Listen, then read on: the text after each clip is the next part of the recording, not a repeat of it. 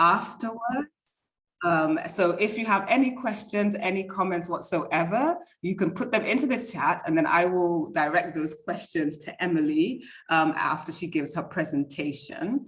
Also, it'll be just interesting to know who you are, where you're joining us from. Also, if you have a fundraising team, what are some of your major fundraising challenges? If you want to put that in the chat as well, that would also be quite helpful too. So we'll get started. We are expecting quite a few more people, but I think we'll get started just so that we can be on time. So I will just tell you a little bit about Emily. So before I hand over to her. So Emily has over 15 years experience of building and delivering effective fundraising strategies to drive growth for healthcare charities. She's currently Director of Fundraising at Myeloma UK, and Myeloma UK is the only organization dealing exclusively with myeloma, which is a type of blood cancer that starts in the bone marrow, and related conditions in the UK.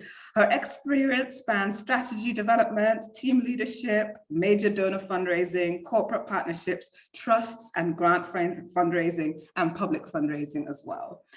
Personally, I worked with Emily many years ago, and she is a fantastic, passionate, and strategic fundraiser who has raised millions of pounds for the organizations that she has worked with.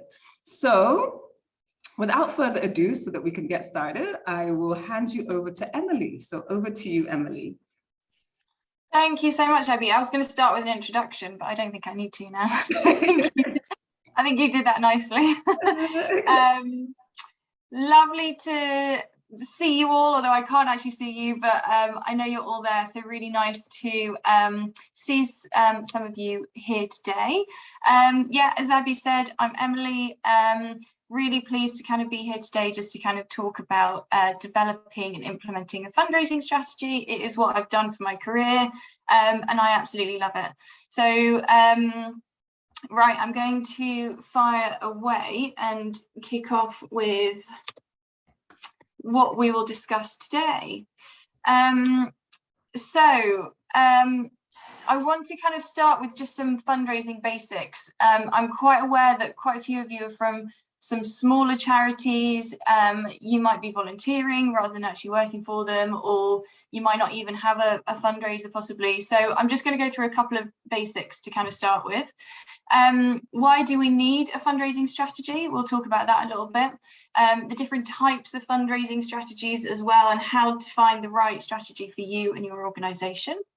And then we'll kind of go on to how to actually develop a strategy, about monitoring it, and then some tips for implementing it. And as Abby said, please do put any questions you have into the chat box. I'd love to answer as many questions at the end as possible, but also at the end I'll give you my contact details, so if you want to, you can always just get in touch afterwards if you've got any other questions.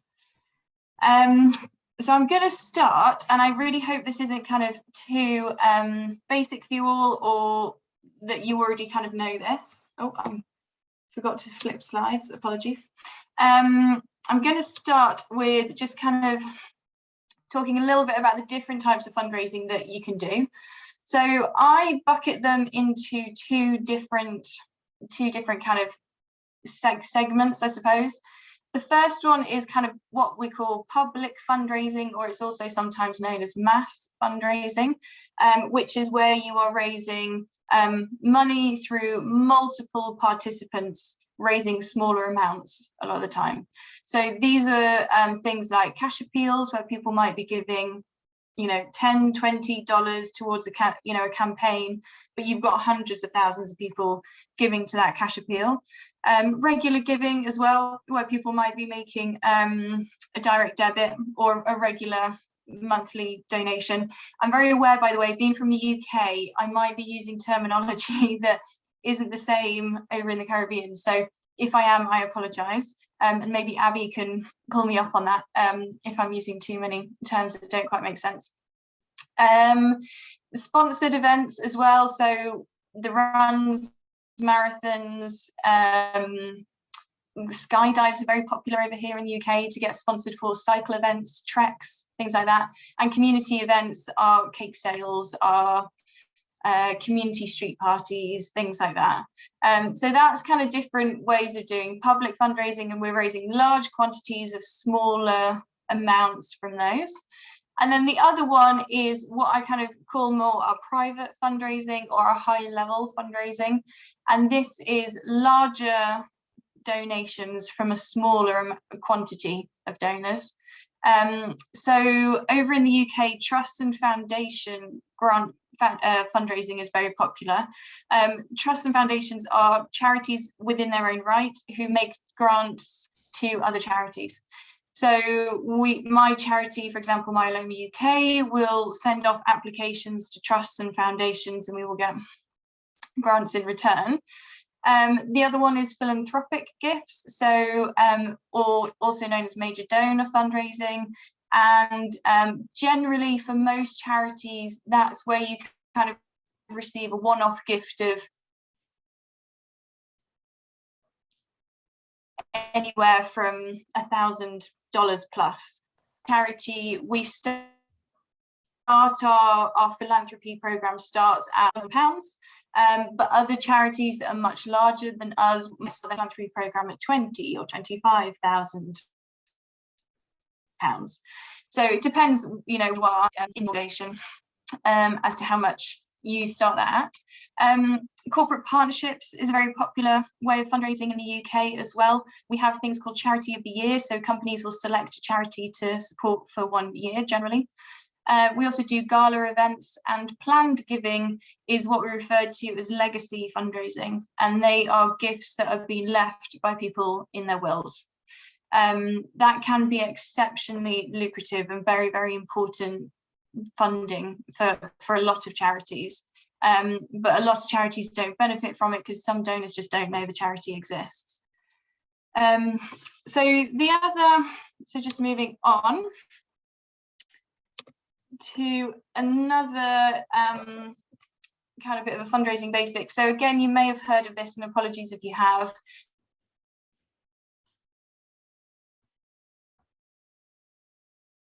Before we go into strategies, just so that some of the strategies,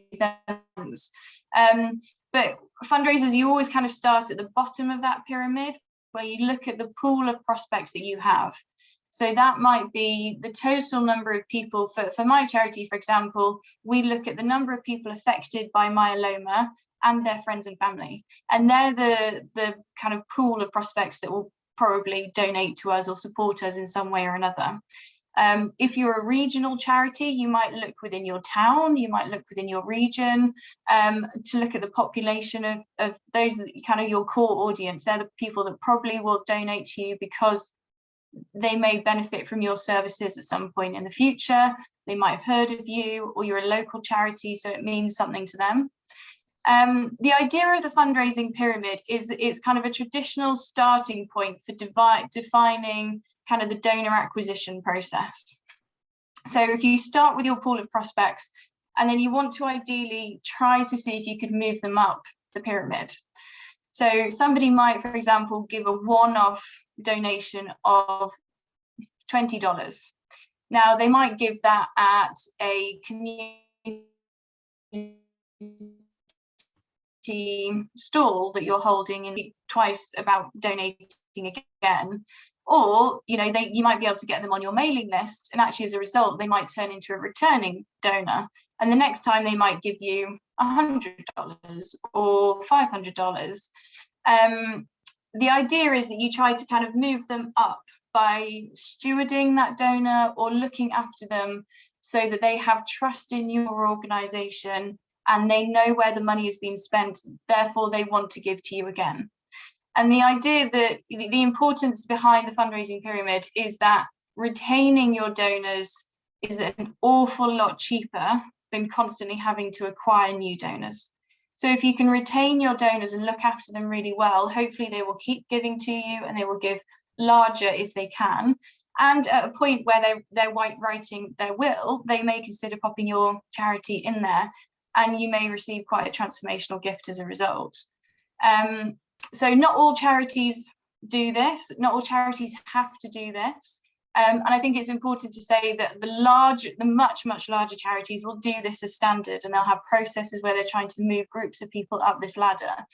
But actually, if you're a small organization, you might kind of say, actually, we bring in enough people between the $500 and $5,000 mark, and that's us. We're happy. That brings in the money that we need, and we don't need to keep moving people up. Or you might have, your charity might be based on a small number of major donations that, again, is enough. You don't necessarily kind of need more, or you don't need to start at the bottom with the prospect pool. But this is just to kind of explain, this is a very kind of standard way of looking at kind of donor acquisition and donor retention, but not all charities use it exactly as it is. So that's just kind of a few of the basics. Why do we need a fundraising strategy? So for a number of reasons, but the first, it sets the direction and establishes priorities for the organization. So if you don't have a strategy, it becomes very hard to say no to certain things when they come your way. So for example, we get kind of contacted quite a lot for certain partnerships, and actually they're not right for us, and it will take a lot of our time to work on it. So if we have a strategy and we know that partnership doesn't fit within the strategy, we can kind of say no. So it helps to simplify our decision making, but it also kind of helps us to really kind of keep on track with what we are trying to achieve and where we do want to spend our time and spend our money. Helps everybody stay on the same page as well, which is really important. So again, everybody knows what they're working towards across the organization. A fundraising strategy is really key because it has to align with an organization's strategy and goals. And I'll come on to talk about this a little bit later as well. But in an ideal world, you'd know what you want to achieve as an organization, as an NGO, what your objectives are. And once you know what your objectives are and you want to achieve for your beneficiaries, you then know you can start building your fundraising strategy because you know how much you need to raise and why you need it. From the strategy can then come a bit more of a detailed plan. So when I talk about a strategy, it doesn't have to be overcomplicated. And a lot of strategies that I've written can be on 2 or 3 pages. They're not kind of chunky pieces of documents, because it's really, a strategy is kind of a top line direction of where you want to go in. The more detailed plan is what kind of comes after that. And that's more your operational plan in terms of what you actually do on a weekly, monthly basis, and the how you actually deliver it. So it's really important to have that strategy so that you know how to be spending your time.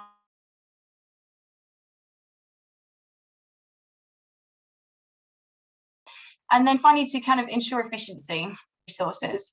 So the charity that Abby and I actually worked at together was very small when we were both there. I think there was 8 or 9 members of staff.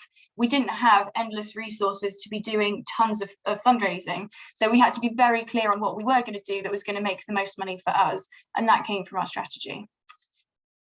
So before we start thinking about actually starting a strategy, there's a couple of questions that I encourage you to ask yourself. So where do you need to get to is the biggest one. And that's not as a fundraising department, that's as an organization. So ask if you're the director, are you clear enough on what you want to achieve for your beneficiaries? If you're not the director, can you speak to your senior management and make it very clear that you understand what the what the objectives are for the charity in the next couple of years? Because you can't build a fundraising strategy unless you're very clear in what you're trying to achieve and therefore how much money you need to achieve it. The fundraising strategy is then figuring out how you're going to achieve that chunk of money. The next question is, I've just talked about that. What's the organization's wider vision and strategy?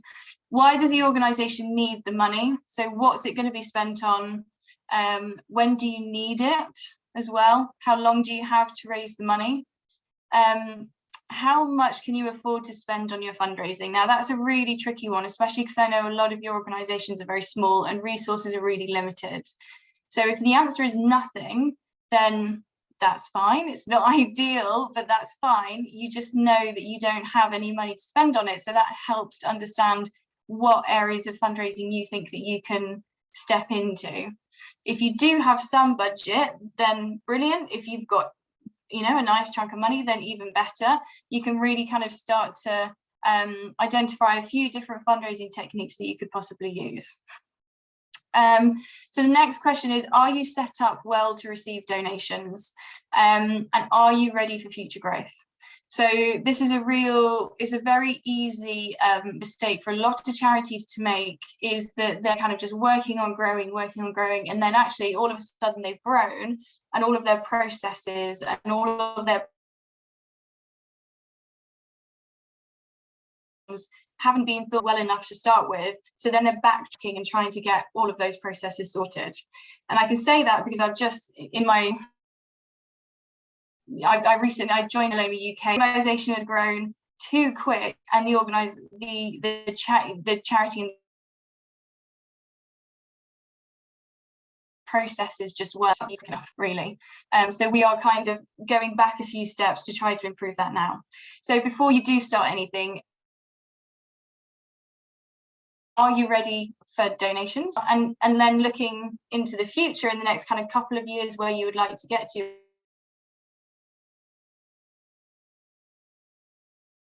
Are you ready for that? And who do you need buy-in or sign off to be able to develop the fundraising strategy and to actually deliver it from within your organisation? And again, a lot of the time, the fundraising strategies can be developed.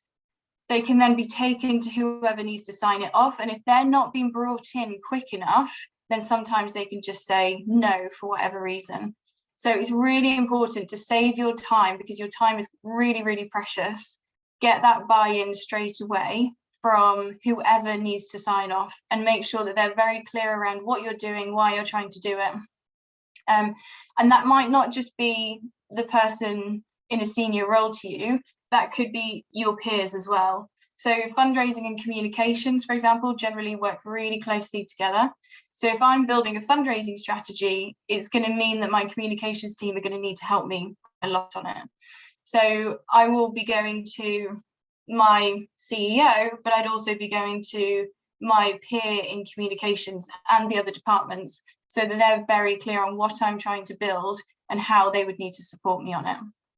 And that just helps to alleviate any pinch points that you might find later down the line, where all of a sudden somebody could turn around and say, oh, I didn't know you wanted to do that. Because they should know that I wanted to do that. So I'm going to just kind of move on now, just to kind of talk a bit more about fundraising strategies and different types. So different organizations have different priorities and different needs. So therefore, there are different strategies that fit those. And this is I cannot claim credit for these at all. There is a gentleman who quite a long time ago now, called Mal Warwick, who wrote 5 Strategies for Fundraising Success. It is a very old book, and I think my copy is from 1999, so it is pretty old. However, whenever I read it, I don't think things have changed that much. And I also haven't really found anybody else who has categorized certain fundraising strategies as well as he has. I'm sure I probably just haven't found the right book yet, but it is, I think, a helpful way of looking at the different strategies. So this is what Mal has said.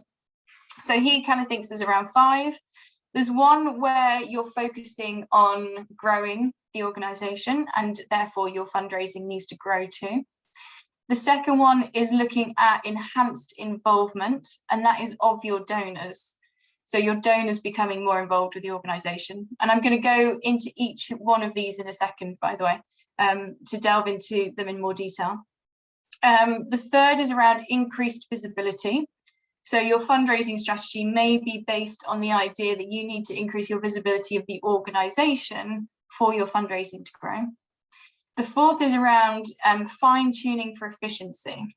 So if you in particular are a charity where resources are really, really tight and you need to do your fundraising as efficiently as possible, then this could be an interesting strategy for you. And the fifth is around ensuring stability. The vast majority of charities do not kind of have an end date. They don't necessarily kind of say, okay, we're going to close down in 2 years' time after we've ticked this box and we've supported these people or the environment or whatever it is. A lot of them are here for years and years and years.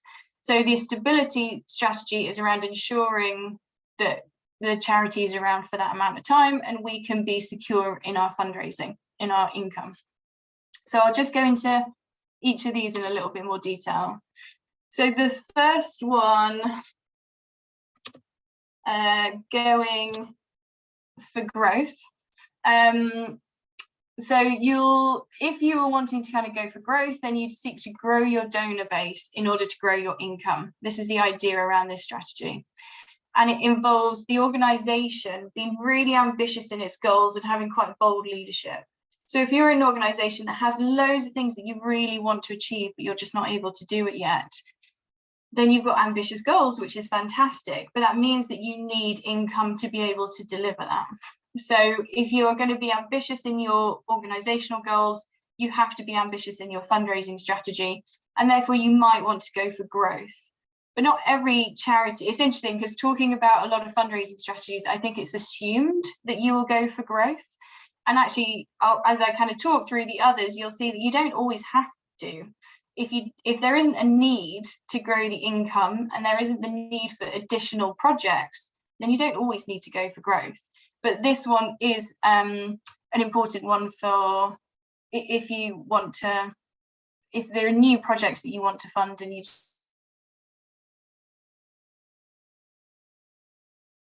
haven't been able to do it yet. It would also kind of involve quite a clear sight on the return on investment. So if you're going to invest, then brilliant, but obviously no charity wants to waste their money. So if you're going to go for growth, you've got to make that money go as far as possible. So keeping a good eye on your return for what you're spending is important for this strategy. It generally requires acquiring large quantities of new donors. Substantial impact as well, not always. So again, the question of are you set up to receive those additional donations is an important question to ask yourself. And the organisation needs to be operationally ready for growth. So I've just said that. So a couple of examples of growth fundraising techniques are, for example, direct mail, and that is the charity letters. This is very popular in the UK, too much so. A lot of the population just get a bit bored of receiving charity letters through the post. But direct mail will be reaching a large, wide audience and hopefully would be receiving quite a large amount of donations, although they might be small $10, $20 donations. Digital donation acquisition as well. So digital fundraising is becoming a lot more popular on fundraising, on Facebook, on Instagram, on Twitter. Pretty much all of them have ways of doing fundraising now. In particular, Facebook fundraising, you can do the adverts, so it's becoming quite more popular. That again would enable you to reach a wide audience with some smaller donations. Crowdfunding is another example, as well as telephone fundraising. So the second one is around enhanced involvement. So a lot of donors might make a one-off gift to a charity, and they might then not think twice about the charity, or even remember the charity sometimes if it was given at a event or something. The idea kind of around an enhanced involvement is looking back at that fundraising pyramid and saying, okay, well, we've got a certain number of people already engaged with us. We've already acquired them, so we just need to retain them. And can we involve them somehow within the organisation to build the relationship with them so that we're kind of narrowing the distance between the donor and the charity, and they become more involved with the charity. If you do that, they will kind of build more trust in you, and the likelihood is that they will donate to you again, and they will donate larger amounts. So this is quite a cost-effective way of doing fundraising. It is very, very focused on relationship building. So you wouldn't necessarily be going out to larger quantities to bring lots more people in like you would in the growth strategy, but you'd be looking at the ones that you have already, or if you are acquiring new ones, just acquiring a smaller amount of well thought out donors who could or would stay with you because they might be a beneficiary of the charity and so they therefore already know you, or they for some reason have a bit more of a connection with you, and they'll start building that connection more and more. It can increase the number of donors and repeat donations by doing this. You could also be building a volunteer base as well. So if that's important to your charity, then really thinking about how you build a relationship with certain donors could be quite key. And it can help with financial stability. So a couple of exact fundraising techniques with this strategy is volunteer programs. Or if you have a trustee board, it's, you know, does one of your donors join that trustee board, because they are then starting to contribute a bit more strategically to the organisation, and therefore they know where the money is being spent. They have trust in the organisation that it's been spent in the best way, and they are probably more likely to then give to you again. Direct mail as well, but it's not just sending out a letter to a mass audience. You might actually do direct mail to a very kind of specific audience of, say, kind of 50 or 60 people who you know are quite engaged with the organisation already and might kind of give to you a nice mid-level amount of $1,000 or something like that. You might then want to follow that up with quite a well thought out welcome pack, and then that's all instantly. That would cost a little bit more money and a little bit more investment, but you are starting to bring them in by telling them more about the organisation. And you could even follow that up with a phone call to ask what they think about the charity. You know, is there anything in particular that you think we should be doing that we're not doing already? Those sorts of questions to start engaging them a bit more. And the other thing that you could do is with major gifts, so this is large donations from individuals, from philanthropists, is talking to them about where they want to restrict their gift. Now, restricting gifts to certain projects is not ideal, because every charity wants a nice chunk of money in the pot that we can spend on what we need to spend it on. But if there is a donor who's willing to give you a really large amount and wants to engage in the charity by understanding the different projects and working with the charity even to build that project possibly, then you could get a really healthy donation as a result, because if they're more involved in the development of it, they're more likely to give quite a large amount. So that's the second one, enhanced involvement. The next one is around increased visibility.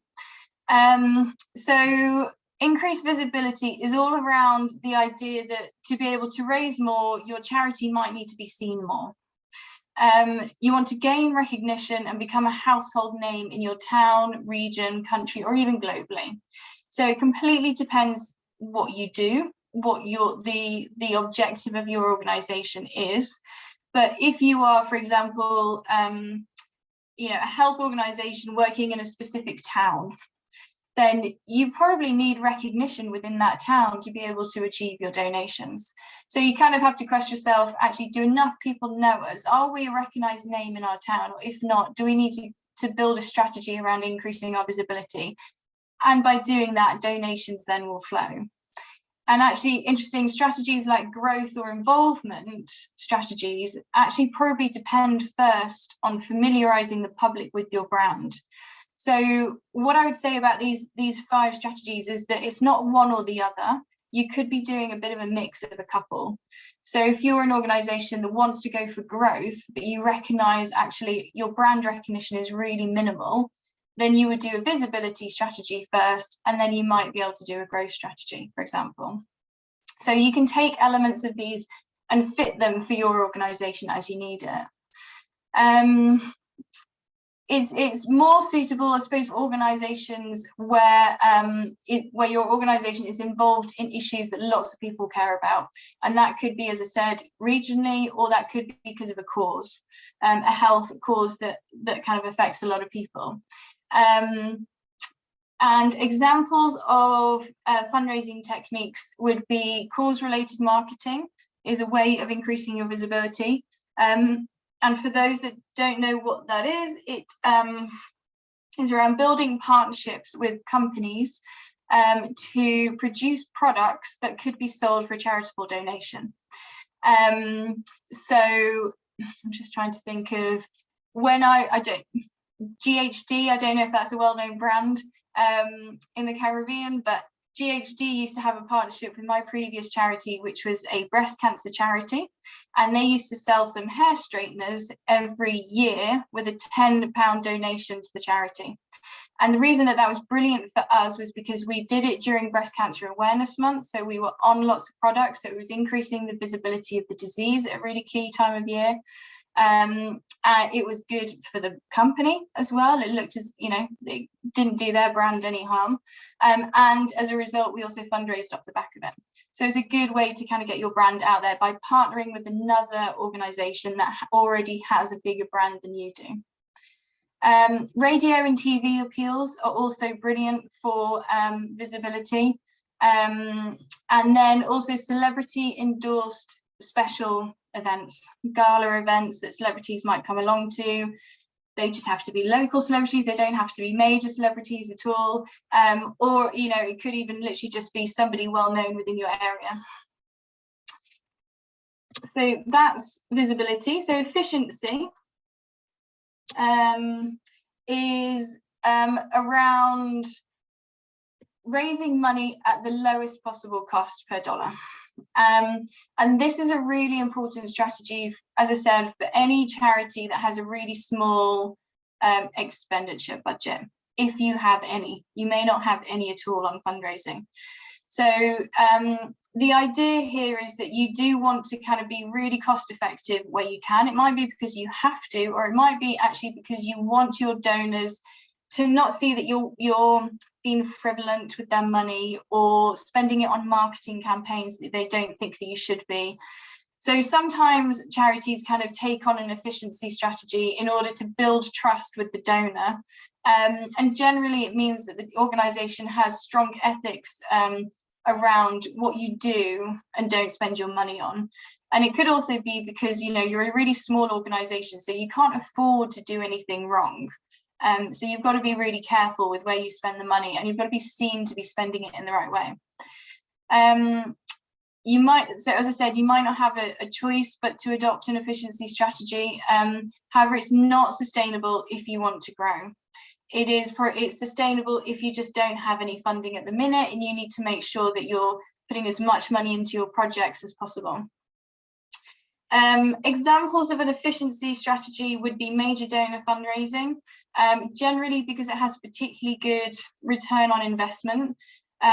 You're not spending a lot of time, you're not spending a lot of money on putting on big events, for example, but what you are doing is relationship building with an individual who can make large gifts for you. Institutional fundraising as well, and by that I mean corporate trusts or government funding. This would be where you write an application and hopefully get a grant. That again can be a very good return. Just somebody sat here writing an application and money might come back. There's not a huge amount of outlay other than staff time. And the final one is planned giving, and again, just that is our legacy fundraising. So legacy fundraising is a really difficult one because to be able to grow your legacy fundraising, you do need to market to certain donors who have given to you over time and therefore may be happy to put a gift in your will, but it is not it's a very unreliable source of income because you have no idea how much you're going to get in each year. But when it does come in, and the charity that Abby and I worked for previously, we were very lucky to have received £1 million donation from a will. So it can be huge income and quite transformational income. For our charity, that was really, really transformational.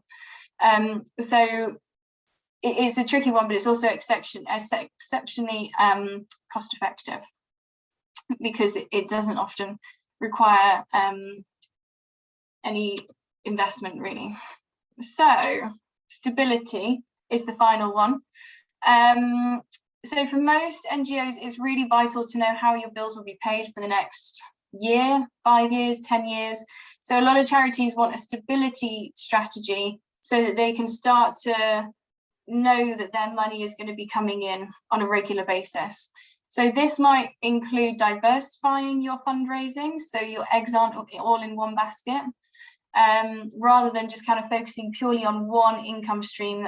Can be a little bit risky. And it kind of involves your charity will be requires that your charity is one that needs to respond to unmet needs. So most charities that take on a stability strategy, for example, could be a university, so they're always going to be needed, or healthcare as well. There's always going to be a need for them. So different ways of fundraising as part of a stability strategy. One thing that's kind of starting to become quite popular over here is an investment fund that generates income in its own right. So if your charity has reserves, for example, you could be putting those reserves into an investment fund, which reaps rewards on a monthly, biannual, annual basis, whatever it is. And that means that you have a nice chunk of money that you know is going to be coming in each year. The other one is monthly giving or regular giving. So if you have people who give via direct debit, then that's really, really helpful. So we know it would enable you to know on a monthly basis you're going to be bringing in a certain amount of money from people that are giving to you monthly, which is really helpful. And the final one is around multi-year partnerships. They're hard to achieve, but they are really, really important if you can. For example, a multi-year grant from a trust can be huge for an organization, because it means that you know that a project, you can see a project through for 2-3 years because you've already got the funding committed, or it means that the charity just has a bit more flexibility to be able to do different projects because you know you're getting money in, rather than just working constantly to raise the money for the projects that you've got. Corporate partnerships as well sometimes do multi-year, and again that just gives you the stability to be able to manage your finance as well. So a couple of tips in terms of actually developing a strategy. The best fundraising strategies, as I said, are very simple and very clear, and you do not need to overcomplicate it. As a starting point, if you can put down on 2 pieces of paper what you want to do, then that's brilliant. You can always build it up from there, but I would always try to keep it as simple as possible. Generally, the fundraising strategy will feed down from an organizational wider strategy. So if you're not clear on what you're trying to achieve as an organization, then you have to address that first, because otherwise, why are you fundraising? What money do you need? You know, are you fundraising for the sake of it, or are you actually fundraising to be able to deliver the organization's aims?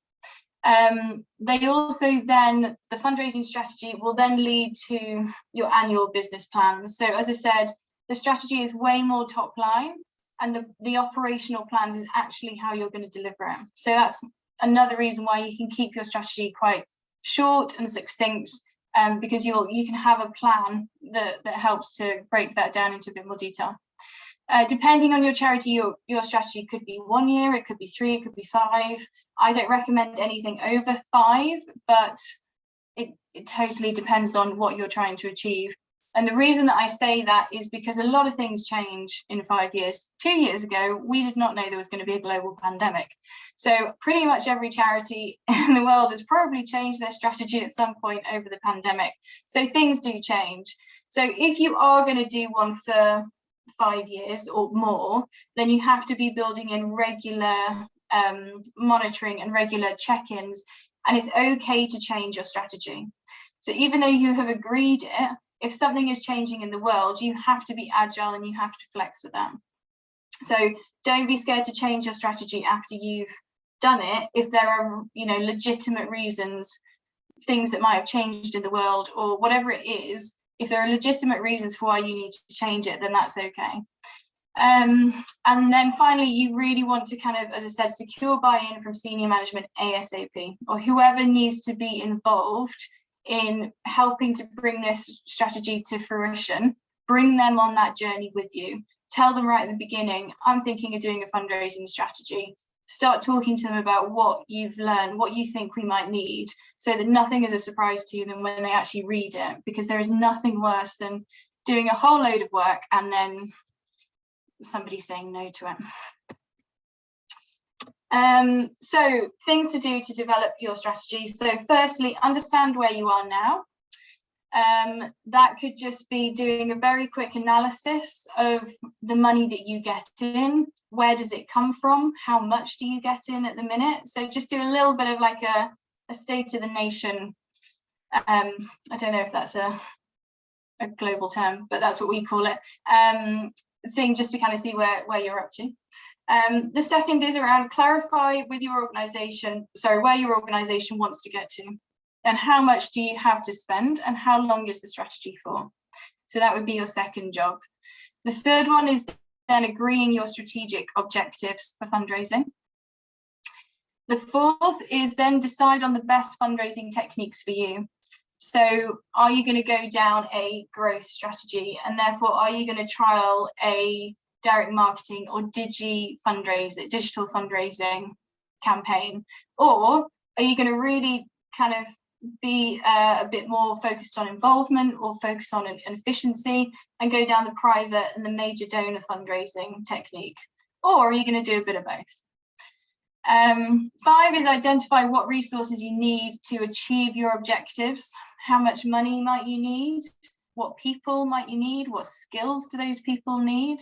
If you're going to go down major donor fundraising, you want relationship builders. You want really good people that can go and have good conversations with people. Or if you want to try direct marketing, you need somebody with marketing experience potentially. So really think about the skills that you want to bring in as well. What processes might you need, or platforms as well? And then the final one is you then want to start thinking about how you're going to monitor and how you're going to evaluate it. So setting your KPIs and thinking about how often you're going to check in with your strategy. Some charities might do it quarterly, some charities might do it every 6 months, some might only do it once a year, which is fine. But the point of checking in on where you're up to against what your targets are is that so that you can amend if something's not working. If you're trying, for example, a direct marketing campaign that just didn't get the money, that's fine. That's a shame, but it's fine. You can just then change what you want to do.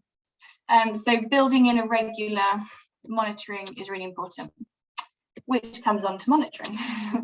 So yeah, what are your key performance indicators is an important one.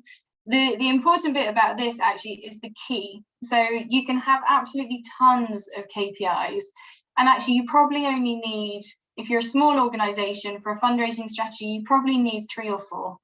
So you don't need a lot. They're just what is going to determine whether this fundraising strategy has been a success or not. So do think about carefully, what is it? So it might just be the total amount you raise, or it might be the number of donors that you have or that you acquire. Another one might also be how many people are opted into your e-newsletter or paper newsletter, because that's a way of marketing your fundraising strategy. How often will you check in? Whatever it is, make sure it is at least once a year. I think personally it should be around kind of every 6 months if it's kind of a 3-year strategy, for example. Who do you need to report to? So who's going to actually be checking on the success of this? So do ask that, because you need to know who you need to report to in terms of monitoring your success, and who's holding you to account. And if something isn't working, as I said, it's okay to change it. So if you think that either you need to change a technique that you're using for your fundraising, or actually if you need to slightly amend your strategy, that's fine, because that's why monitoring is there. So if you get to a year into your strategy and you haven't started to achieve some of your objectives, that's the point where you start kind of saying, okay, we need to change a few things. So it's why monitoring is so important. And finally, a little bit just around implementing your strategy. So as I said, communicating your strategy with everyone that will be needed to make it a success is really important. So not only bringing in your senior management or whoever it is that will kind of sign it off right at the beginning, but anybody that is involved in making it a success. And that might be your volunteers. It might be somebody that works in communications for you. It might be your accountant, because if you are bringing in more donations, somebody might need to process them. So communicate what you're trying to do to everybody, because one of the biggest reasons that a strategy doesn't work is because of people, not because of the strategy.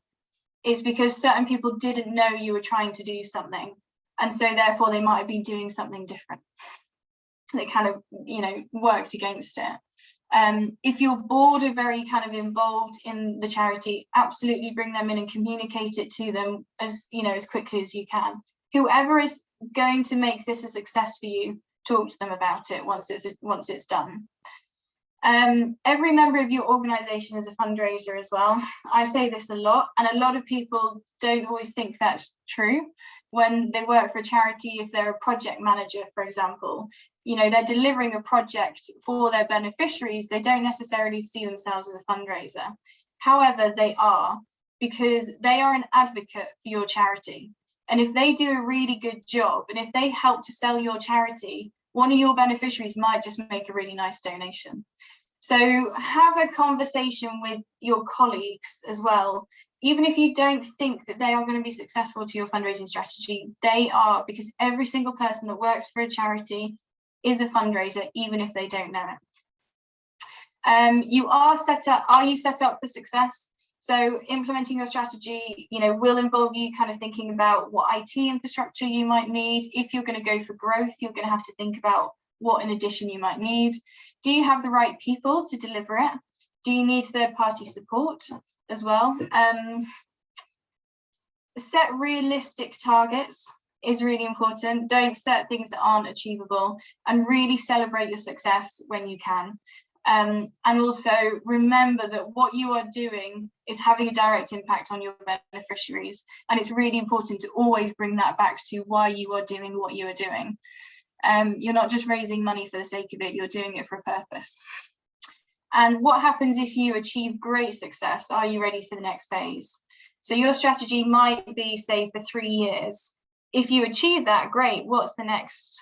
What's next?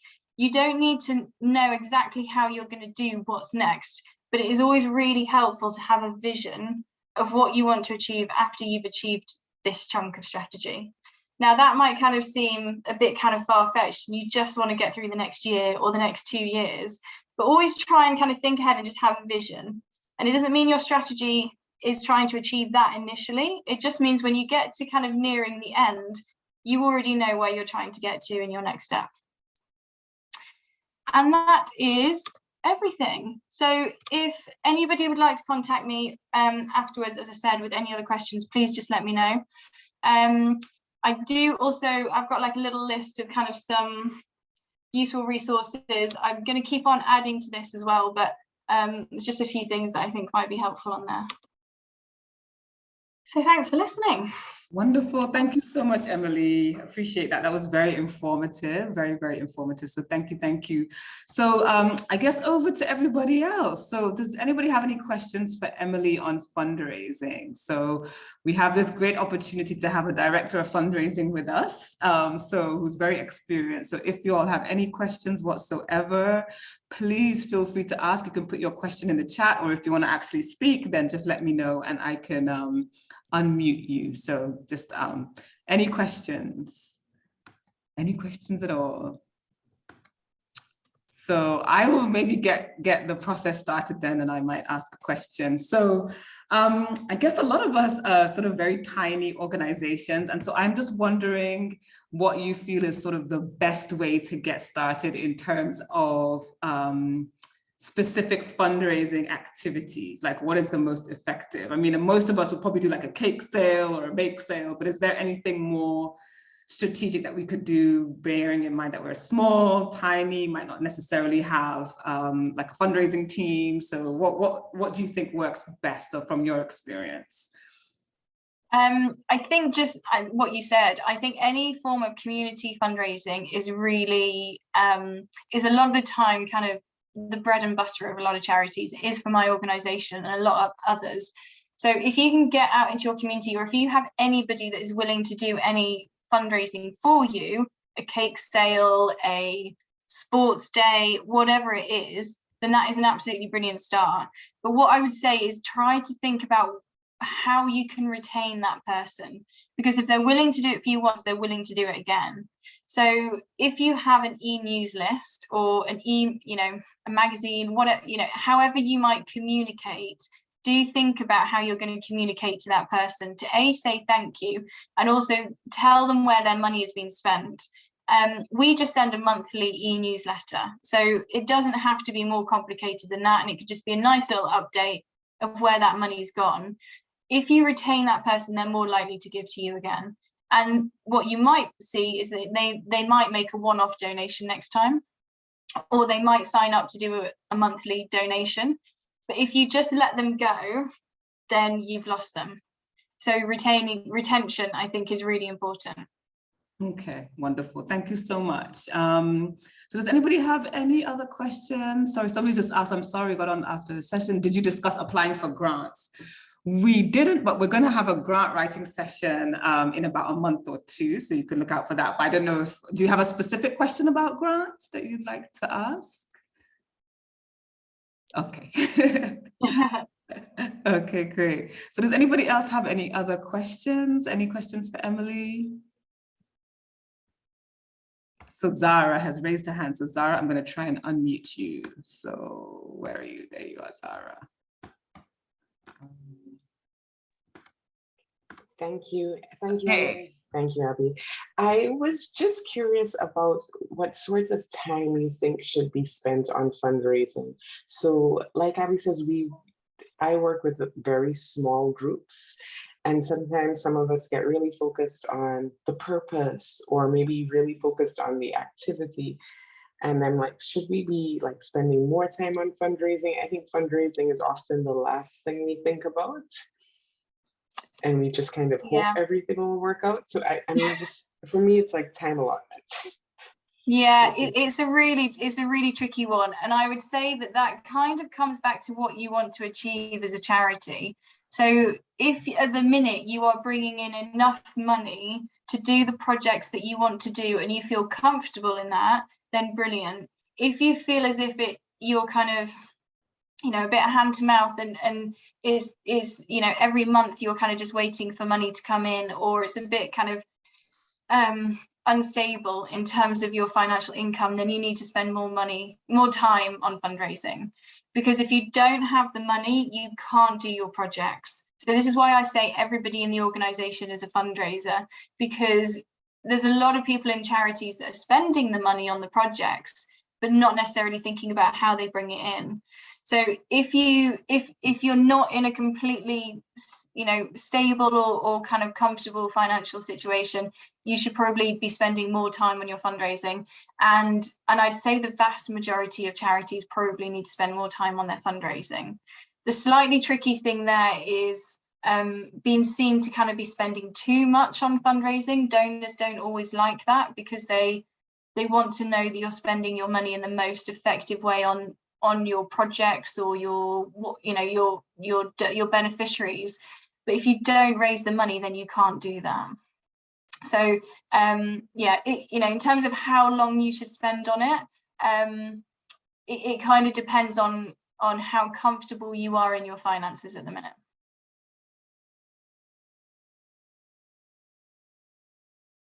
Will we be able to get a copy of the slides post-webinar? Well, I can send them on. Okay, great stuff. All right, any other questions? So I'm gonna ask another question. I'm gonna take my moderator privileges. So another thing that has come up, and I think I have read that it's probably not ethical, but I'll ask it you anyway. So I mean, sometimes it can be very hard to actually build a fundraising team if you're a small team. And so I wondered, what are your thoughts on hiring somebody like on a commission basis to do fundraising? I know some people don't think that's ethical, and it doesn't sound ethical, but I'm just wondering, as a kind of starter option, could you just like recruit somebody and say, okay, you pay them on commission or something like that based on how much they raise? Would that be ethical in your opinion? It's kind of, in the UK, it's become really frowned upon.